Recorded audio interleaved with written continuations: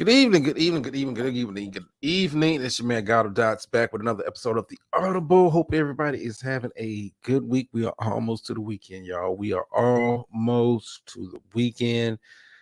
Black History Month has started. Oh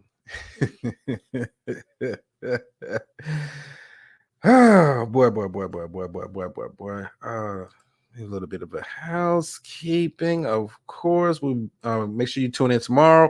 We'll be doing the Freestyle Friday show. The Taylor Swift effect will be the primary focus of the show. We're going to kind of peel back the layers of Taylor Swift and the effect she has had, positive and negative, on the NFL product and the NFL brand, and how that is kind of extended out to other people. We'll talk about that more in detail tomorrow. Make sure you tune in for that show. Yeah. Then starting next week, let me get the housekeeping out of the way. Starting next week, we will start out the week, Super Bowl week. We'll start out next Tuesday's show. We'll be doing our Super Bowl in-depth preview. Decided to kind of change up. We'll be doing a Super Bowl in-depth preview. Then we'll be mixing in and start, the rotation with the NBA's, with the NFL season kind of wrapping up before. We kind of close out on that. We're going to get the NBA stuff rolling. So expect more shorts and uploads and stuff like that up on the channel. In regards to the NBA, NFL, trust me, I've tried putting stuff up, man, but in the NFL is just like not having it with messing with their stuff. But hey, it is what it is. So yeah, tonight's episode it is football related. It is football focused. If you saw the thumbnail, questions got to be asked with all the head coaching jobs being filled. No head coaching jobs opening up. I don't see any of those jobs opening up unless Andy Reid retires. But all NFL jobs have been filled. And the question coming out of this NFL hiring cycle, I have several questions. Probably the biggest question is Bill Belichick. Why is Bill Belichick still unemployed? Here you have a head coach who has 6 Super Bowl wins, great defensive mind, has a history of putting together some of the best defenses in NFL history. He comes open on the market. We talked about this all season. It was rumblings coming out of Patriots camp, Boston area, about how the team was ready to move on. The team is falling off. Trust me, it happens to every team in the NFL. You have down years, you have a down period. We figured Robert Kraft was ready to move on in a new direction. Bill Belichick had kind of worn out his welcome. Hey, 20 plus years at a job, having a level of success. How you doing, Ms. Murphy? Having a level of success that he has had. Like I said, we talked about it all season, and I kind of predicted it. It wasn't, I don't want to pat on the back or no kudos for it, but I was reading the tea leaves. But Bill Belichick gets released from the New England Patriots, and you would think a head coach with his credentials, with his head coaching experience, his championship experience, you would think he would be the hottest commodity to ever hit the NFL hiring cycle. I can't recall a head coach with this level of credentials, this level of history in the game, this track record of success, ever being available. And this is the unique thing I think with the NFL that separates the NFL from the NBA. Never in the NBA can I see Greg Popovich lead the San Antonio Spurs, become a quote unquote free agent, and not have people knocking themselves over to hire him to be the head coach of their team. Eric Spoelstra, you can put him in the same boat. It's a handful of coaches in the NBA. Tyronn Lue, if he was to lead the Clippers today, teams would be knocking themselves over to acquire his services. But the NFL is a little bit different. Yes, your credentials matter. Yes, your record, your accolades, all that matters. But the beautiful thing about the NFL, and you can call it beautiful, and some people call it ugly, depending on which side of the business you're on. The NFL is all about what have you done for me lately? What have you done for me lately. And Bill Belichick, with all the Super Bowl wins and all the winning that he has done in New England, his time there, he comes open on the free agent market, and I'm thinking Bill Belichick is sitting back and he's got his choice of job. But this is the thing about the NFL, like I just said, what have you done for me lately? When you looked at the landscape, um, when we're talking about I'm going to list them off here. These are the head coaching positions that were open, potentially to be filled by Bill Belichick. And he interviewed for a couple of these teams multiple times, multiple times. We're talking about the Atlanta Falcons, Carolina Panthers, the Chargers, the Raiders, the Patriots, the Titans, Seahawks, and the Commanders, who just filled their position today with Dan Quinn. We're going to talk about that in just a second, what that means going forward from my team. Good luck to you, Dan. Good luck to you. I've seen what you look like as a head coach. I'm just saying. I'm just saying. But these teams have openings. These are downtrodden franchises. When you look at them, some of them have not won Super Bowl. Some of them have not been in the Super Bowl in a long time. Bill Belichick, with this landscape in a typical work environment, and say this was the NBA, and you compare Bill Belichick to Popovich, Popovich would have his choice of jobs. I think several issues came up during the hiring process in regards to Bill Belichick. I'm pretty sure this was one of them, and it hasn't come out publicly, but I'm pretty sure this was discussed behind the scenes. Bill Belichick, when they were, these teams were meeting with him, and they were probably asking him, what kind of control are you looking for in a head coaching position with our team? And I think Bill has grown so accustomed, had grown so accustomed to picking the players, as in the words of the great Bill Parcells, how you expect me to cook, and I don't shop for the groceries. And for so many years, he's been the one making the decisions up in New England. And I think when he went to these teams and interview, these teams were just going to primarily look at him to come in and be a head coach for their organization. But I think Bill came in there with the mindset that, hey, I want a lot of input as far as player personnel is concerned. I want a lot of input as far as contract situations occur, because you can think about it. Bill Belichick, Robert Kraft was the one signing the checks, but Bill Belichick was the one running the organization up there in New England.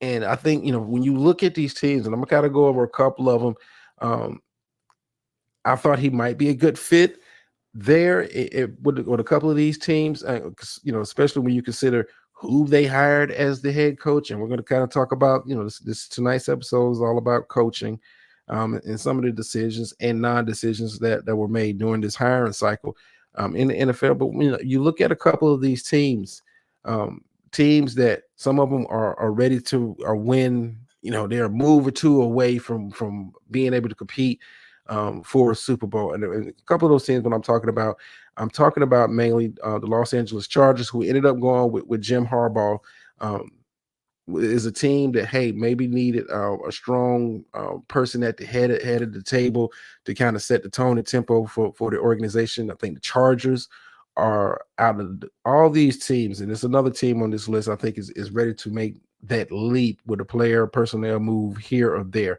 But the Chargers were a team. Hey, you have the young quarterback. Go out and get him a couple of receivers. Keep building that offensive line. You have certain pieces in place. You have certain pieces in place on the defense now.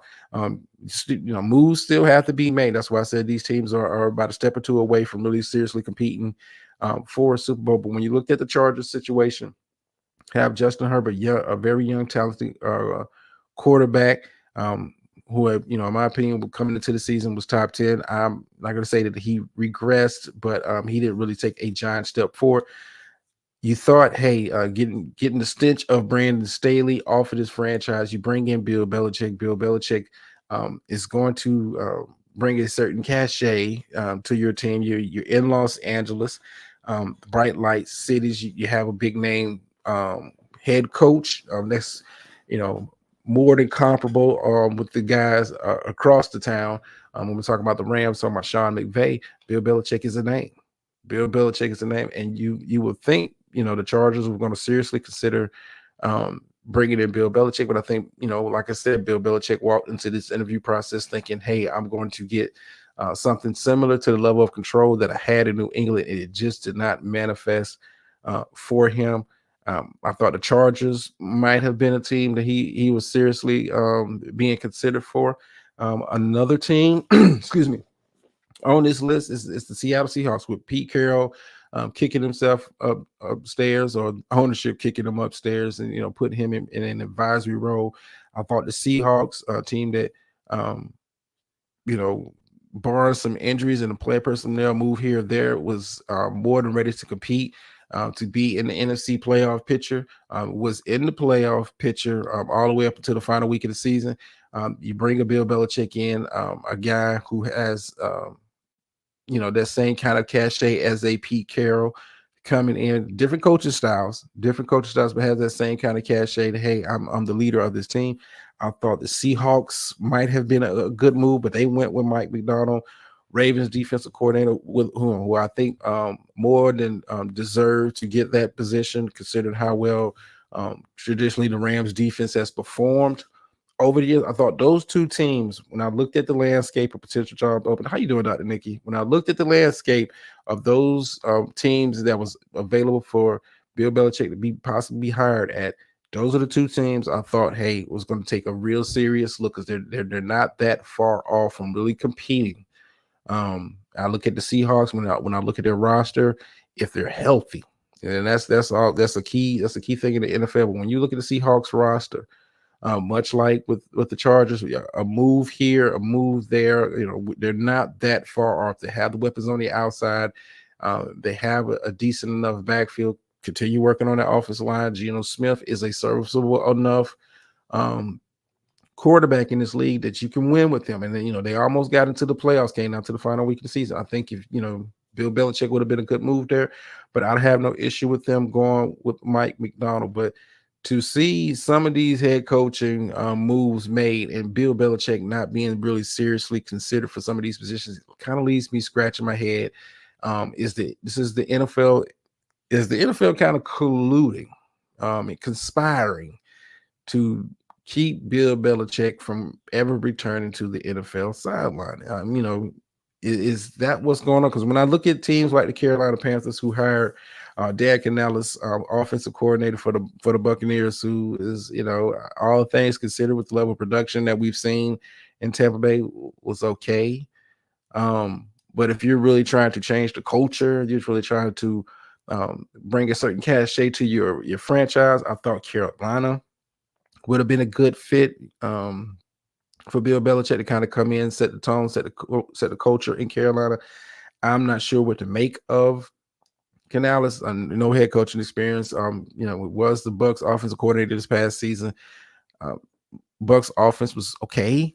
It wasn't scaring anybody. It wasn't blowing teams off of the field. It was okay. Albeit a little bit limited on the talent side, but Carolina, I thought would have been a good fit um, for a Bill Belichick. Bring him in. Like I said, Bill Belichick, if nothing else, is still a great defensive mind. Carolina has pieces in place where they can have a very good defense. They have talent on the defensive side of the ball that just did not kind of play up to the level of expectations this season. But I thought Carolina would have been a good spot for him. Atlanta is another head scratcher. Atlanta is another head scratcher. Considering that you had Arthur Smith, you move off of him, you bring in Bill Belichick, you interview him twice. Atlanta has some roots. Okay. Atlanta has some roots as far as close relations to New England personnel. Dimitrov is, I hope I'm saying his name. Dimitrov used to be part of the player personnel up in New England before he came down to Atlanta. I thought, with them interviewing him twice, hey, you bring in a Bill Belichick, Atlanta all of a sudden has to be kind of looked at as a serious contender in the NFC in the near future. But they don't, and they go with Raheem Morris, and I have no problem with them hiring Raheem Morris. But it kind of leads me to segue to the next part, when I'm talking about head coaching, this hiring cycle, um, yet again, another off season goes by, and I am a champion of this guy getting a head coaching shot. And I'm talking about Washington Commanders offensive coordinator Eric Bieniemy, for him to not be seriously considered um, for a head coaching position. And when I look at some of these guys that ended up getting head coaching jobs, and no slight to them, but um, like the situation in Carolina, how you bring in the Bucks offensive coordinator and you have Eric Bieniemy who's sitting there as offensive coordinator for Washington, has a track record of success in the league. Washington had a bad year, but you know I think Bieniemy did a very good job. All things considered, with the talent that he had in Washington, and had a very productive offense. For him to not really get seriously considered for that position in Carolina, a head scratcher. Um, Tennessee Titans, they bring in a former Bengals offensive coordinator. I can't be mad at that. Bengals have had a very good offense the last couple of years, but Washington going outside and bringing in Dan Quinn. I know Dan Quinn has head coach experience. It's not the greatest of history. Former head coach, former head coach of the Atlanta Falcons. And coming off defensive coordinator for the Dallas Cowboys. For Washington to not look in-house, you bring in Eric Bieniemy, who was part of 2 Super Bowls with the Kansas City Chiefs. Very much had an integral part in the maturation of a Patrick Mahomes, help grooming him. And Andy Reid gets a lot of the credit for the success of Patrick Mahomes. But if you looked at Kansas City's offense this year, and when you look at it in seasons past, you can obviously tell it was a drop off with Eric Bieniemy being gone. Andy Reid was still there, quote unquote, calling plays, but had not having Bieniemy as the offensive coordinator, it was a drop off as far as the offense is concerned. Kansas City, and we'll talk about this next week when we do our Super Bowl preview. Kansas City kind of offset it because the defense stepped up in a major way this season. But for Eric Bieniemy, and I was having the same conversation last year. For a guy to have been an offensive coordinator.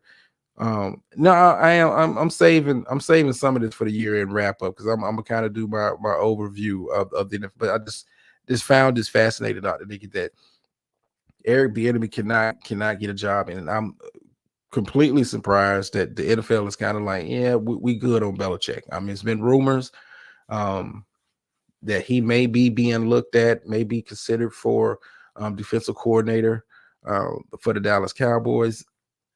I don't know how if that move happens. I don't know how comfortable Mike McCarthy is going to be. He's already in the last year of his contract. If the seat wasn't already hot, if you bring in Bill Belichick to be the defensive coordinator for the Dallas Cowboys for the upcoming season, it's a nuclear seat that Mike McCarthy is sitting on, because it's no way in hell. I'm just going to say this: it is no way in hell if we get to the middle of the season and the Cowboys are 5-4, that Mike McCarthy is still coaching. Me, honestly, as a Cowboys fan, hey, bring him in. If hey, I know you said, oh hell no. If it helps us win, bring him in. Bring him in. Bill Belichick is still one of the best defensive minds in football. Still is able to put together a very competent defensive game plan for success. And you can say what you can, Will, about New England, all things considered, lack of talent. But he does know how to scheme a defense. Give me Belichick. Spotted what's going on. You may be on the right path with it.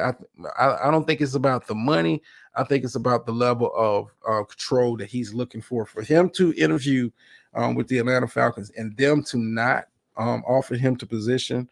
I think had to come down to how much control are you looking as far as player personnel. I mean, because Bill was all over his handprints are all over New England. Guys that they kept, Bill Belichick guys, the kind of contracts they were offering. Bill Belichick was, pretty much running the whole organization. Robert Kraft was just signing the checks. And I think he walked into a lot of these interviews and thinking he's going to get that same level um, of control, much like his his mentor, Bill Parcells was kind of the same way on his way out the door. Um, before he left the NFL sidelines, he was all about, I want to be the head coach and I want to pick the players and I want to be the guy that drafts this guy, and I want to be have a hand in contracts and who gets what, and is pretty much the same thing. And eventually, one thing I know about NFL owners, and this has been displayed time and time again, as long as you're winning, they're happy to give it to you. But when you're not winning, it's not like Bill Belichick is coming off a Super Bowl win in the last 2 years. He reached the end of his contract. No, he was pushed out of New England, and rightfully so. His time had passed. And he thought, hey, the NFL is all these teams are going to be lining up to get me. And like I said, that's the beautiful thing about the NFL. Hate it or love it. I know, some people don't like it depending on who you are, but hate it or love it. What have you done for me lately? What you've done in the past and what your credentials say on paper don't mean squat. What have you done for me lately? Your 6 Super Bowl rings mean nothing. Mean nothing. Um, you ask, how in the hell would that work with Jerry Jones micromanagement? I don't think it's a. I don't think Jerry. I think that'd be a very unique kind of relationship. But I could see Bill. Um, Bill just focusing in on the defensive side of the ball. I mean, and that's his strength. That's his strength. Offense has never been his thing. Um, especially when you have a Tom Brady, that makes it easier for you to kind of win. But offense has never been his thing, and he's allowed to just focus in on the defensive side of the ball. Can you imagine? And I want you to picture this, Dr. Nikki. This is what I'm thinking in my head. Can you imagine giving Bill Belichick? He's put together some very good Patriots defenses over the years. Very good Patriots defenses with less talent than what the Dallas Cowboys have as of right now. Can you imagine giving Bill Belichick those kind of toys to play with and scheme up? And you saw, come on, man, what he's able to do as far as like putting guys in the best position to excel. Matthew Judon didn't have a drop off, and I'm just talking about his recent experience. I'm not going to go all the way back to LT. LT is an anomaly. When we talk about Matthew Judon, who's, despite the Patriots' struggles as a team as far as winning on the football field, was still able to go out there and play at a Pro Bowl level. Because Bill understood, hey, his best, I'm not going to make him play off ball, let him get after the quarterback, but I'm going to move him around, put him in different positions the way he can really use his pass rush skills. Matthew Judon, and a lot of people don't talk about him because New England sucked. New England sucked. But like I said, give me Bill Belichick just calling the defense. Just calling the defense. I'll take it. Because he is still one of the sharpest minds as far as the defensive side of the ball is concerned. This is my opinion, but the track record shows it. The track record shows it. Give him some of the toys that the Cowboys currently have, and watch him go to work down. We still need some pieces, and we'll talk about that more in as we get deeper into the off season coming up. But yeah, give me Bill Belichick call the defensive plays now. That make Mike McCarthy probably the most uncomfortable person in America. If that happens, he's got to be the most uncomfortable person in America, because a bad play call here, a bad showing, or you get blew out by the San Francisco 49ers, or something like that, yeah, your ass might be gone. I mean, you have no contract past this upcoming season. The team, Jarris is kind of like, we'll see what it looks like at the end of the next season if you get a contract extension. Give me Belichick. Give me Belichick all day. But I look at Belichick and I thought, man, he's going to be able to get the job of his choice, but it just didn't happen. And Washington. I'm looking at you funny, Washington, because I thought when you brought in Eric Bieniemy last off season, I thought, hey, Ron Rivera is already a coach with one foot out the door. I thought you were going to bring in, Eric Bieniemy, who is more than deserved a head coaching shot in this league. If Josh, no coaching as McDaniels can keep getting multiple jobs, and Eric Bieniemy, who's an integral part of play calling 2 Super Bowls. If Josh McDaniel, who has flopped every single time they have given him a head coaching position, they keep bending over backwards to get this guy head coaching jobs. Eric Bieniemy can't get a fair shot. I would rather him get a fair shot, much like Raheem Morris when he became head coach of the Tampa Bay Buccaneers before he was fired. Get a fair shot, see what you can do. If you're not ready for the moment, you're not ready for the moment. And Raheem went and rebuilt up his rebuilt up his resume, and is now the head coach of the Atlanta Falcons. I can't believe that Eric Bieniemy cannot get a real. I thought that was Washington's plan. They brought in Eric Bieniemy. Ron Rivera's on his way out. Um, the way the league is kind of trending as far as the type of head coaches that are getting jobs, offensive-minded head coaches. I just find it hard to believe that Eric Bieniemy cannot get a job. All in all, when I look back on this NFL hiring cycle, I'm happy that Antonio Pierce can take the interim off his name. Is for those who don't know, he's the head coach now, official head coach of Las Vegas Raiders. I hope he does great things. I like the culture that he's trying to bring to the Raiders. I hope he does well in that position. And being in history, Black History Month, I do hope Raheem Morris for the Atlanta Falcons does well. I think Atlanta does have some talent there that he can kind of work with moving forward. Just got to get them a quarterback, but we'll talk about that more when we do the offseason wrap up. A little bit of housekeeping before I get my behind up out of here. Like I said, make sure you tune in tomorrow. We'll be doing a Freestyle Friday show over here. More than likely, will not be doing a show in the other space as of right now. But hey, the spark of motivation may hit me. I may do it, but right now I'm just not in the mood. Not motivated right now to do it. But next week, like I said, we'll be doing a Super Bowl preview, Super Bowl breakdown before the big game comes up. Then we're going to start transitioning towards the NBA content. There's some NBA storylines I kind of want to get into. The NBA is kind of throw this little nugget in here. A lot of fuss is being made over the past week or so about the NBA 65 game minimum rule to qualify for certain player awards at the end of the season. We'll kind of talk about that next week as we kind of look at that because Joel Embiid, who I think right now is the MVP of the league, he misses 5 more games, he doesn't qualify, which is crazy as hell to think about, but we'll talk about that more next week when we get into the NFL stuff. As always, like, share, subscribe, all that all that good stuff. It's always appreciated over here. Like I said, I'm gonna start spending more time over here, especially with the NBA. When we get into the NBA content, start ramping that back up. All-Star. We'll talk about all-star rosters. They came out today. We'll talk about that on next week's show as we look forward to that. NBA trade deadlines coming up. Rumors going on about that. NBA's picking up. NFL's dying down. Y'all know how we do around here. End y'all off with the phrase that pays around here. Sometimes you win.